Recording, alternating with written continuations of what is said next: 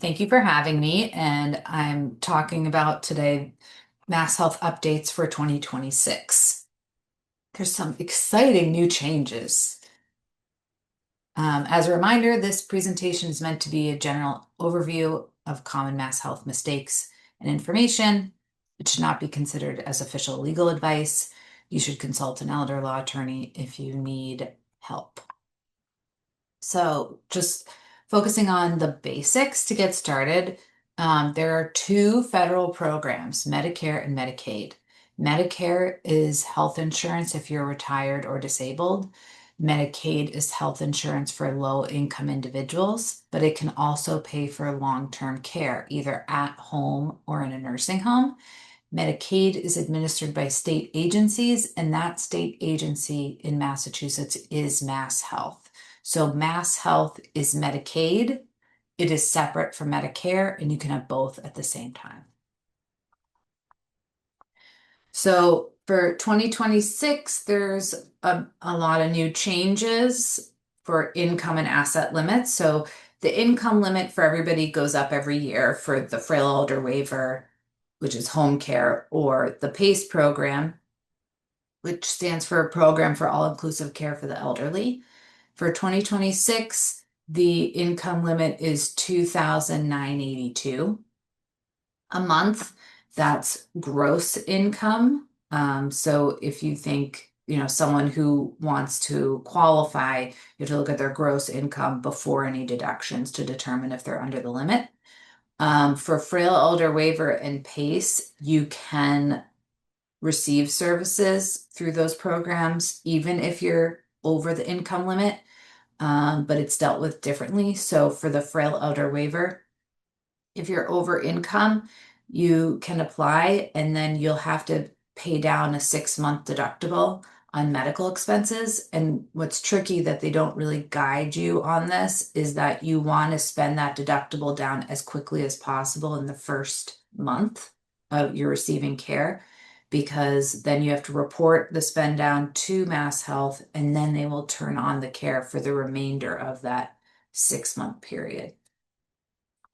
For PACE, it's a little bit easier to deal with if you're over income.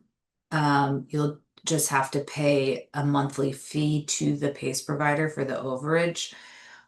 So that is a little bit easier to deal with. However, if you're hoping to have PACE cover your care in assisted living, then it's a very hardline rule that you must be under the income limit. As far as the asset limit is concerned, those have stayed the same for my whole career. So an individual on MassHealth, they have a $2,000 asset limit, which means on the date you want MassHealth to start covering the care, and at the end of every month thereafter, their accounts have to be under 2,000. If there's a married couple and both spouses are applying for MassHealth, so they both need care, then their combined asset limit is $3,000. If you've got a situation where one spouse is needing care and the other spouse does not, that's known as the community spouse. The community spouse asset limit for 2026 is $162,660. And then I put in a new rule alert. As of January 15th of this year, the spousal asset limit now applies to the PACE program. So I had a few clients last year be able to skirt in without having to deal with any of the community spouses' assets. They could have been way over the limit and still qualify, which was great planning tool at the time, but now we don't have that any longer as an option. The maximum home equity for in-home, maximum equity in-home allowed is $1,130,000, and that the spousal asset limit and the home equity limit, those go up each year. I saw someone in the chat had a question, I think. I'm happy to answer if it has to do with this. It was just me, Sam. I put in the chat, like, answer questions here. Okay. Sorry about that. No worries. So the 5-year look back period formerly only applied to nursing home care, but new rule alert, as of April 6th, the 5-year look back period also applies to the PACE program. So they made the PACE program a lot more restrictive that in the span of a few months. It currently still does not apply to the frail elder waiver program, but we're anticipating sometime, probably even this spring, so very soon, we're expecting an announcement from MassHealth that the 5-year look back period will apply to the frail elder waiver as well. So what does the 5-year look back period mean? Um, on the date you want MassHealth to start paying for your care, either on the PACE program or in a nursing home, MassHealth will look at all of your asset transactions 5 years prior to that date. They will request 5 years of bank statements, and they'll want a report of all transactions of $1,000 or more. If any of those transactions can be seen as a gift, that can cause a delay in eligibility or a denial, as depending on how much money was given away. Additionally, MassHealth can search people's social security numbers. So they will find if someone has sold real estate or currently owns real estate. I've had clients, forget about bank accounts, forget about a mobile home they own in another state, and MassHealth located it, and then we had to deal with it after the fact, which was stressful, but we managed it. So that's something to keep in mind. So common mistakes made prior to applying for MassHealth. So giving money away to family members or friends. Another big one that I hear a lot is an account. Like my accountant told me I can gift $19,000 a year to my kids. That is okay for tax purposes. That is not okay for MassHealth planning. Withdrawing a lot of cash regularly can be an issue. It's better to use a debit card or write checks. However, it's not going to totally mess you up if you're, a lot of elderly people are used to dealing in cash. And so if you just withdraw cash and then you're using it on yourself to buy groceries, to go out to dinner, etc., it should be fine, but we may need an affidavit signed explaining what was done with all the cash. We do have a question, Sam. Okay, great. The question is, the 5-year look back would not apply to expenditures by a supplemental needs trust for an individual, correct? Correct, as long as the trust was properly drafted and the beneficiary has no direct access to the funds and the trustee has managed the trust properly, then yes, it does not count for the 5-year look back. Hang on, but I will say can I ask a follow-up question of that person? Is the question about funding a special needs trust, or is it just being the beneficiary of a special needs trust? Let's see the answer.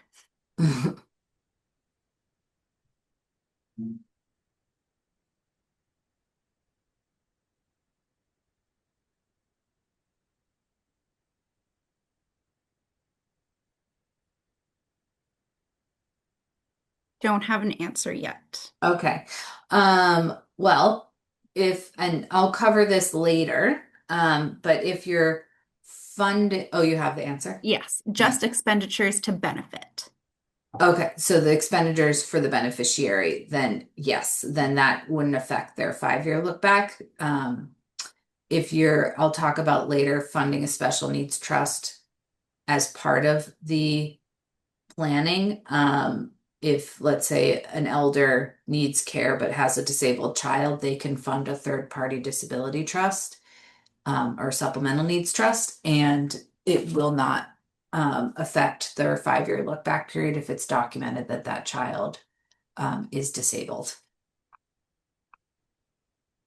Thank you. Mm-hmm. Thank you for the question. So more mistakes I see quite a bit. having multiple bank accounts at multiple banks. If a bank account is forgotten, it can put a Mass Health application in jeopardy. I've had cases where clients have had 30 accounts spread across multiple different banks, and it's very complicated to deal with. It takes many hours of analysis going through those $1,000 transactions, and it lends itself to forgetting about a couple. And like I said, Mass Health can search social security numbers, so I've certainly had requests for information, and the letter will reference a bank account that I'm not aware of. And that's because they located it with the social security number search. So better to, consolidate accounts at least to just like maybe two banks. But I know that can be hard for some people when they've spread their money out because it's usually, fear, from the depression that can be challenging. I've seen a lot of people get emotionally attached to bank accounts too, so I understand that that can be a challenging project. Paying a caretaker and or family member under the table, that can cause a lot of issues as well because that can look like gifting, especially if they're being paid in amounts of over $1,000 at a time. Also, even though Mass Health is supposed to just look at $1,000 transactions, I have had situations where they'll flag transfers that are of a lower amount than that. And that's typically when mom or dad has transferred money online from their checking account to their adult child's checking account, for instance. And if that child's account number is referenced on the bank statement as a transfer, like the money transferring to that account, then the Mass Health caseworker is going to ask about that account. And then we have to provide the adult child's bank statement as well and deal with all of that. So sometimes lower transfers will be flagged, but it's every bank is different and it's totally case by case basis. I've seen some statements where an adult child had been transferring themselves money for reimbursements and stuff like that. And the transfer to her account just said phone transfer, didn't say where the money went or anything. So that didn't necessarily get flagged. So it really depends on the bank.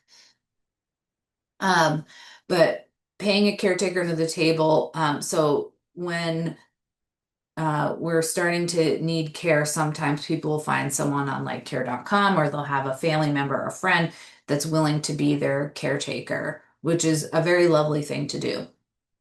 But if Mass Health sees payments to this person with no explanation, they may consider this gifting. So we can deal with this by doing a caretaker contract between the elder and the caretaker. If the elder has lost capacity, then it would be the elder's power of attorney and the caretaker.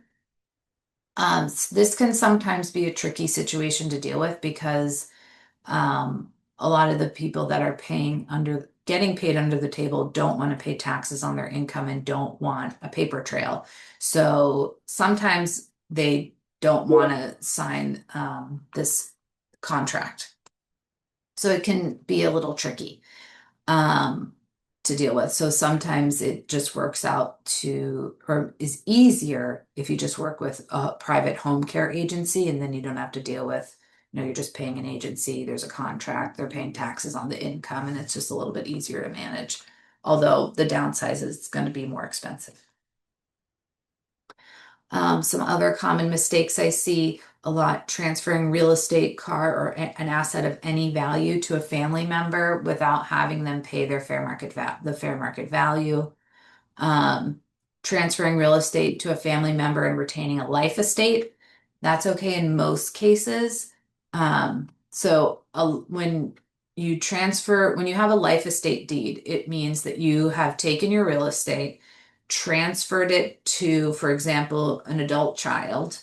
They become what's called the remainderment on the deed, and then you retain what's called a life estate.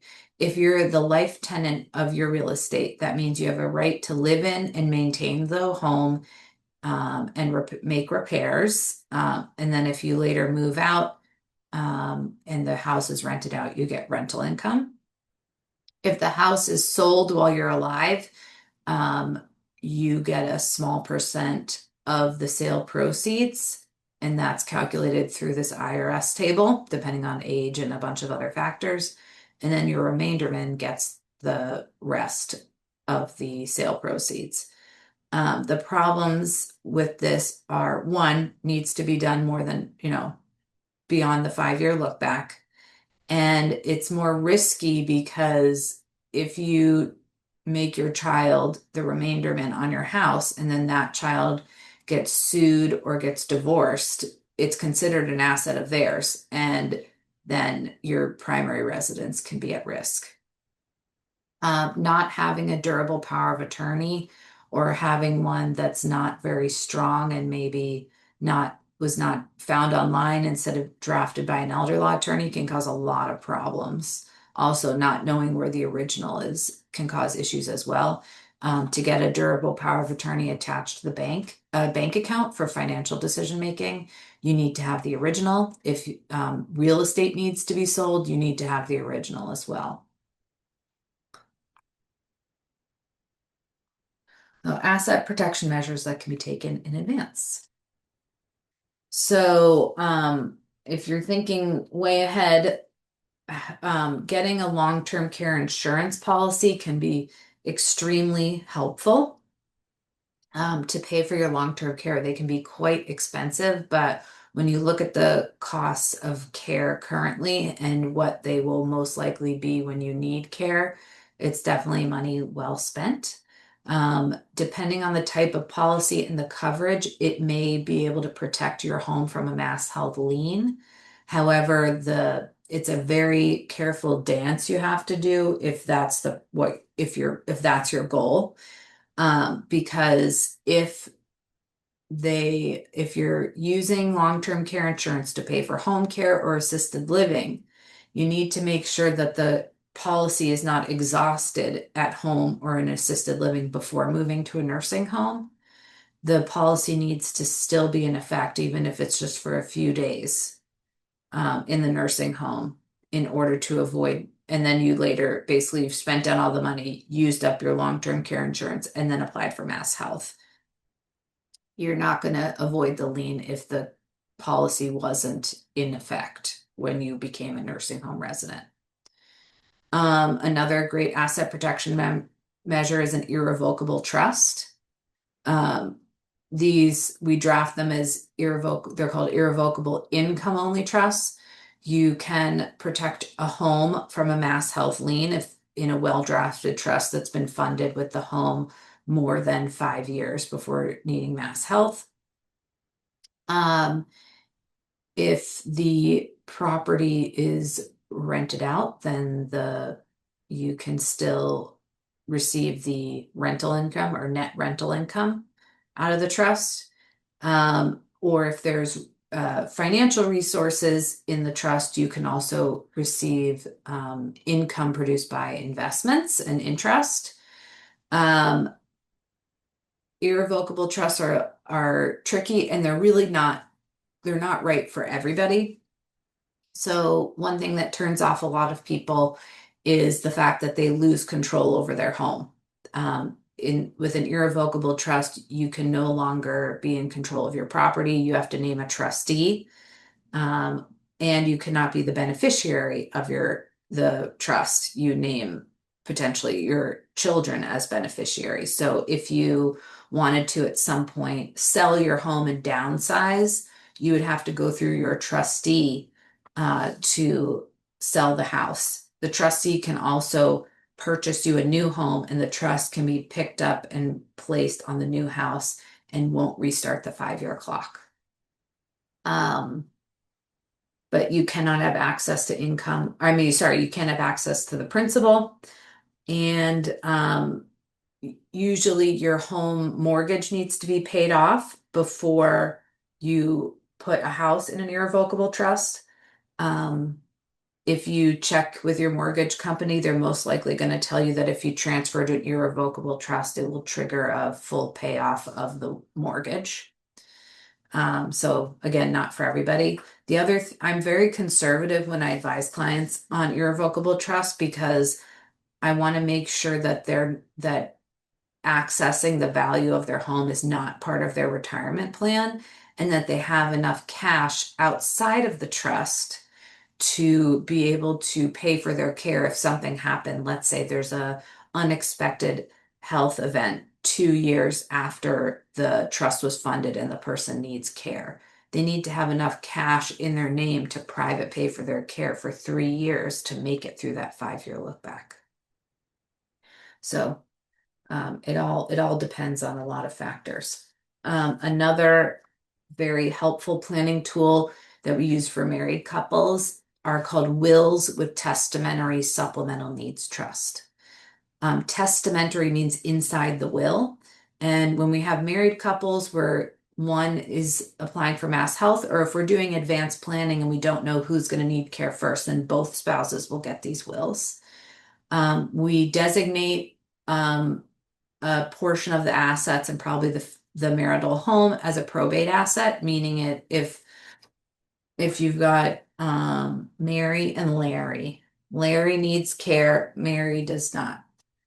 We're going to transfer the house to Mary. Once it's in her name alone, it's a probate asset, which means if she passes away, it has to pass through the public process of probate before being inherited.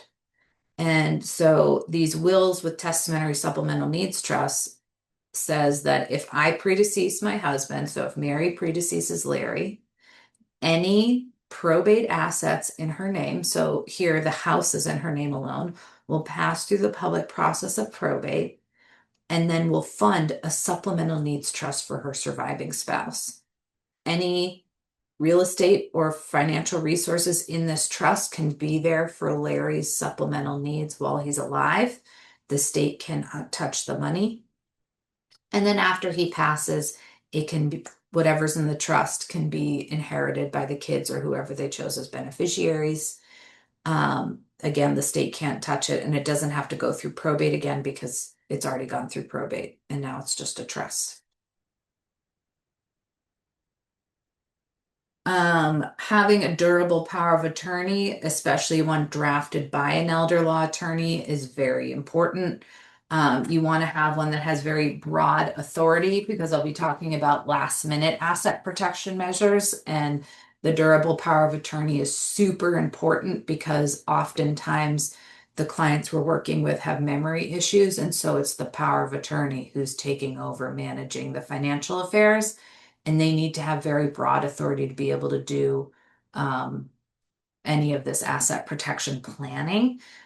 If there's, the whole point of having a durable power of attorney is to avoid court intervention in your life. So if someone doesn't have a power of attorney, they need what's called a conservatorship through the probate and family court.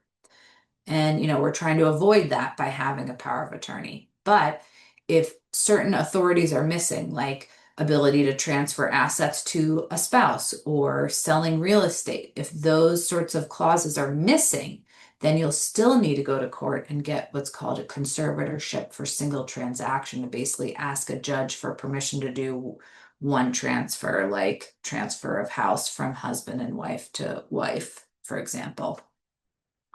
And then certainly if you are considering gifting it needs to be more than 5 years before needing MassHealth. So last minute asset protection measures, and just like everything else I've said, but please do not try these without the help of an elder law attorney. So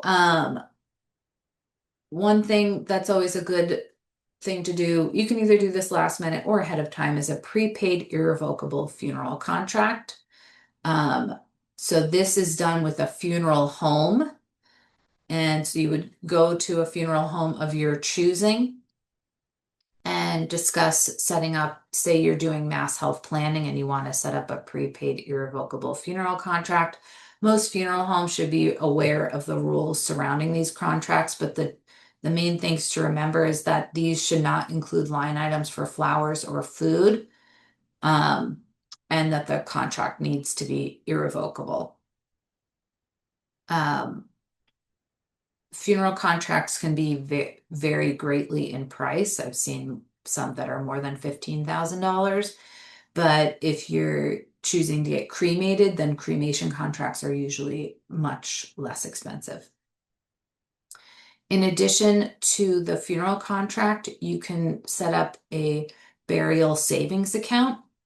Each spouse is allowed to put $1,500 in this account, and it's just a one-time deposit. You don't withdraw from it and you don't add to it, and it just stays there and it doesn't count towards your $2,000 asset limit. Um, and then you need to name a beneficiary on it. So then when you pass away, the beneficiary can access the funds to use on incidental burial expenses and to make things extra ridiculous as far as MassHealth goes. MassHealth doesn't really track what you do with these accounts after the person dies. So theoretically, you could use the 1,500 on flowers or food, and MassHealth wouldn't know. The burial accounts are set up at a bank. So this is separate from the funeral contract above. So I get a lot of confusion with where you do a funeral contract and where you do a burial account. There's also another type of account or trust you can set up called a funeral trust. And this can be done with a financial institution. Kraus Financial is one of the ones that does these trusts, and then that gives you a little bit more freedom. I have some clients who get freaked out by funeral planning and don't want to do it or can't make a decision or worried that maybe they're going to move. So you can sort of set money aside in a funeral trust, and then it's less restrictive, can be used in other places. Sam, we have another question. Okay, great. The question is, can an irrevocable burial contract be transferred from one mortuary provider to another? So my understanding is yes, but I don't know if it gets more difficult if it needs to be transferred to a different state. But I believe if you're unsure of what funeral home you want to work with, or you're thinking that you might move, then the funeral trust might be a better option because then you have more choices and your family can use the money. In the new materials I was looking at looks like it could be used in any state. Um, so for married couples, unlimited transfers are allowed between spouses. So there's no restrictions on there. And similarly, you can transfer a house to a community spouse, and with no penalty. Once all the money in real estate is transferred to the community spouse, if they end up getting kicked over the 162,000 asset limit, then they can get what's called a single premium immediate annuity or Medicaid annuity. The way these annuities work are you basically take all of the money and a little extra over the 162 limit and put it into this annuity. There's not a lot of companies that do these, but there are some. And basically, we try to do these annuities in as short a term as possible, between 1 and 3 years. And we want to keep the community spouse under the asset limit while we're applying for MassHealth. And then but they will start getting their money back in a monthly stream of income right away. So, and then they can invest it as they will. The community spouse has a one-time asset limit. So once they're under the limit and their spouse gets approved for MassHealth, it's fine if their money goes over. And I actually just won an appeal regarding this because a MassHealth caseworker tried to argue with me that it wasn't a one-time spousal asset limit, and I won that appeal because I was right and they were wrong. Um, the hesitancy with these annuities comes with the fact that the primary beneficiary on the annuity needs to be the Commonwealth of Massachusetts. So a lot of people don't like that. So that's why we try to do short-term annuities, because the goal is to outlive the annuity, get all your money back so none of the money goes to the state. If Mhm. you do name a beneficiary, Commonwealth of Massachusetts as the beneficiary. Then you can also name contingent beneficiaries, usually the kids or other family members. So if the annuitant unexpectedly passes away before receiving all of their annuity income, then after the Commonwealth of Massachusetts is paid off, then if there's anything left, then the kids or the other beneficiaries can get the proceeds. Was there another question or? It was someone asking for info on the funeral trusts. Oh, okay. We can follow up because we were just getting new information on that recently. So for single people, pooled disability trust is very useful as this is when we're doing these, it's usually the very last step, like the day before we want MassHealth to start covering care. So the way these work, these are trusts managed by a trust company. So it's not a trust that I, as your estate planning attorney, would draft. But elder law attorneys can help fund these trusts and set them up. The trust companies usually want you working with an attorney to do this. So there's a few different companies in Massachusetts that do these trusts. One is Plan of Massachusetts and Rhode Island. Another is Guardian Community Trust, and another is the ARC. I've worked with Plan and Guardian. I have not worked with the ARC before. Um, you in these scenarios, you basically take all the person's money that's over the 2,000 limit and throw it in this trust. It's a supplemental needs trust managed by professional trustees who understand how to make proper distributions to not negatively affect people's public benefits. So the money in this trust can be there for their supplemental needs while they're alive. The state cannot touch it while they're alive. And then after they pass away, if there's any money left in the trust, then the trust company gets a small percentage first for their administrative purposes, and then the state gets paid back. If after the state gets paid back, if there's a lot of money in here, then there are also contingent beneficiaries named when you set up the trust, and then they have the potential to inherit depending on how long the person was receiving care through MassHealth. We have another question, Sam. Mhm. Is the 162,660 the max amount that you can put into a single premium immediate annuity?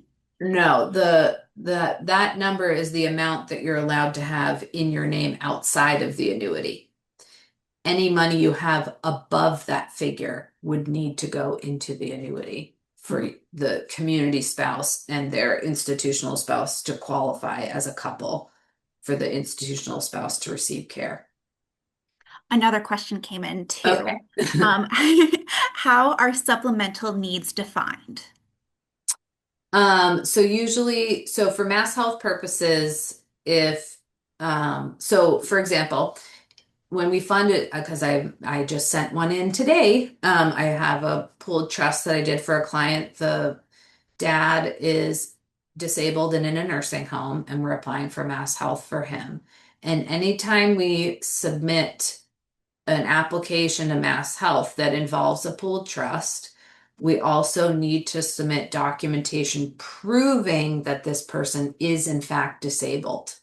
So we have to fill out a form called the Adult Disability Supplement as part of the Mass Health application process, and you fill out so much information about the person's health issues, abilities, disabilities, what activities of daily living, their health history, their education history. And then at the end, there's several release forms that the power of attorney or healthcare agent will allow Mass Health to obtain medical records from all their treating physicians. So they want very clear proof that this person is in fact disabled and therefore deserves to have one of these trusts. It used to be, that we didn't need to do this for pooled trust when someone was over 65 and in a nursing home because wouldn't it be obvious that this person is disabled, because why would you go to a nursing home if you're not disabled? But we have to jump through extra hoops now. Um, Similarly, and in a later slide, when you're maybe giving money to a disabled child, because that's an exception to one of the Mass Health rules for gifting, um, they need to either have been determined disabled by the Social Security Administration, so you can provide the disability determination letter as proof. But if the disabled child, hasn't been declared disabled by Social Security, then they too have to fill out that very annoying adult disability supplement, and Mass Health will make a determination themselves about whether or not they think this person does in fact have a disability.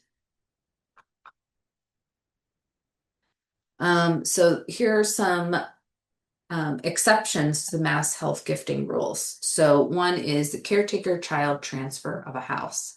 So an adult child, so it only works with an adult child. It doesn't work with a grandchild or a niece or a nephew, must be the child. Um, the child caring for the parent must have lived with the elder for over 2 years. It needs to be their primary residence, and there needs to be clear records that it is their primary residence. So if the adult child has their own apartment but goes and stays with mom most of the nights of the week, that doesn't count, because if the apartment's the primary residence, then they haven't been officially living with them. Um, and then the adult child needs to have assisted with enough activities of daily living, and the care provided prevented the elder from going to the nursing home sooner. So that we use a lot of documentation to prove that this transfer is proper. We provide the adult child's birth certificate to prove that they are in fact a child of the elder, a letter from the elder's doctor documenting that the adult child has lived with them and cared for them and the type of care provided. We'll have the adult child write an affidavit outlining the care they provided for their parent, and then any other witnesses to the care, the more the merrier. Siblings, if they also were working with a home care company, so the adult child could also go to work, then maybe the director of the home care company writes an affidavit. As much as you can get is always helpful. I've done lots of transfers that have been successful, but with these transfers, you also have to be very careful and take a careful look at the family dynamics when we suggest one of these transfers, because if there's a bunch of siblings, they might be mad if even though their one sibling is caring for mom, they might be mad if they're going to get the whole house. So sometimes we'll do a family agreement, depending on what mom's wishes might have been, um, to then have the caretaker child, after the Mass Health application is approved, to sign over different shares of the house to their siblings. I've had situations where an adult child would have qualified as a caretaker child, but the power of attorney sibling had no interest in him getting the house, and she was in charge, so we didn't do it. So it really depends. It has to be the exact right situation. Another exception is a sibling transfer of a house. So if a sibling has legal interest in the home and was living in the home for at least 1 year with the person needing care before the date of needing Mass Health, the house can be transferred to that sibling without penalty. I have had quite a few cases of siblings who have inherited a home from their parents, like maybe it was the home they grew up in and they just lived there together forever. And so very clear records that they were both living there for more than 2 years, and so we're able to protect the house for that sibling that doesn't need care yet. You're allowed to transfer unlimited funds to a disabled child, which I referenced previously. If they haven't been determined disabled by the Social Security Administration, then it has to be done by the Disability Determination Unit. You want to be very careful at looking at what the disabled child's benefits are. If there are any especially if they have public benefits that involve an asset limit or income as well, depending on their housing. You may want to think about, instead of just transferring funds outright to that child, setting up a third-party supplemental needs trust for them, and it won't cause any issues for your 5-year look back. Typically, if an adult child, worked for a number of quarters before becoming disabled and they qualified for SSDI, usually they have less restrictions on their public benefits than someone who maybe was never able to work and is on SSI. But again, you still need to just take a look at them as a whole to determine which type of transfer is appropriate. That is the end of my presentation. Thank you so much for listening. Um, and I'm happy to take more questions. Okay. How long does a MassHealth application take to be Oh, approved? that is a loaded question. Yeah. Um, well, it very much depends on so many factors. The Mhm. biggest question I get when starting an application is, when are you going to be done? And the first step is that I write what's called an asset protection letter, explains the whole Mass Health process from start to finish, and provides a checklist of items that I'll need in order to do the application. So the checklist, waiting for those checklist items is very client based. So the faster that, some clients will get impatient, but I'm like, well, you didn't give me all the checklist items yet. So once you get me those checklist items, the faster you do it, the faster the application can be submitted. But what's important to know is once the person's, if in the nursing home scenario, once the person is under the 2,000 limit, you can apply for Mass Health. And then even if it takes, let's say, 3 months to get approval for Mass Health will pay the nursing home back retroactively to the date they were under 2,000, assuming that it gets approved. So you're not racking up a big private pay bill um, while waiting for an approval. So getting an approval for Mass Health nursing home is a little bit less stressful. Now, if you're waiting for community benefit, that's more crucial. The community programs like Frail Elder Waiver and PACE, they are supposed to be expedited by Mass Health. So it may be like 6 weeks. However, more often than not, they send repetitive requests for information and it causes some delay. Um, but they're supposed to be shorter because even now, I haven't received any new information yet about how this is affecting 5-year look back with the new community programs, because typically Mass Health would not pay back a community provider. So those cases are supposed to be more urgent because they need care right away in the community and it needs to be paid for. I don't know if they'll start paying back home care agencies retroactively, but I haven't heard anything. Um, Yes. Thank you, Mark. So you can't really pre-apply for Mass Health, particularly if you're um, thinking about nursing home coverage, because one, you don't want to necessarily spend down to zero before applying, because getting your foot in the door at a nice nursing home, you're going to want to offer up 1 to 2 months of private pay. So typically we're in a situation where we're planning for the spend down, and calculate for the 2 months of private pay, and then either transfer to community spouse or funding a pooled trust. Or sometimes we can work work it so that if someone was in the hospital and then went to rehab, and we know how many rehab days they have left, we can sort of work on it quickly and get the spend down done. So maybe no private pay is needed to the nursing home or very little. because we sort of get on the application right after their rehab days run out. Another scenario, you may have heard in the news about people getting stuck in the hospital because they don't really have a power of attorney or healthcare agent. We've taken on some of these cases. They're very challenging. And so sometimes we will nursing when they're taking someone that maybe doesn't have funds available, the nursing home will want the application submitted ahead of time. And so I've done that a couple of ways. Sometimes I've submitted ahead of time without the nursing home information filled in because they're not a nursing home resident yet.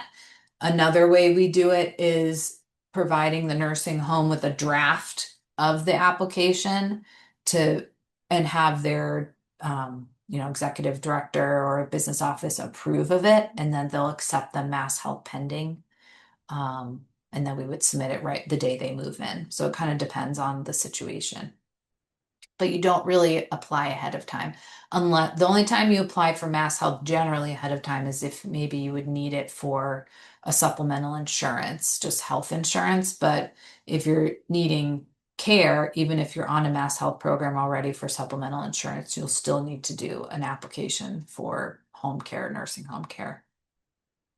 Think that's it. So, thank you so much, Attorney Samantha Gentle. You're wonderful. Thank you, everyone, for joining us. I hope you all have a wonderful afternoon. Thank you. Bye.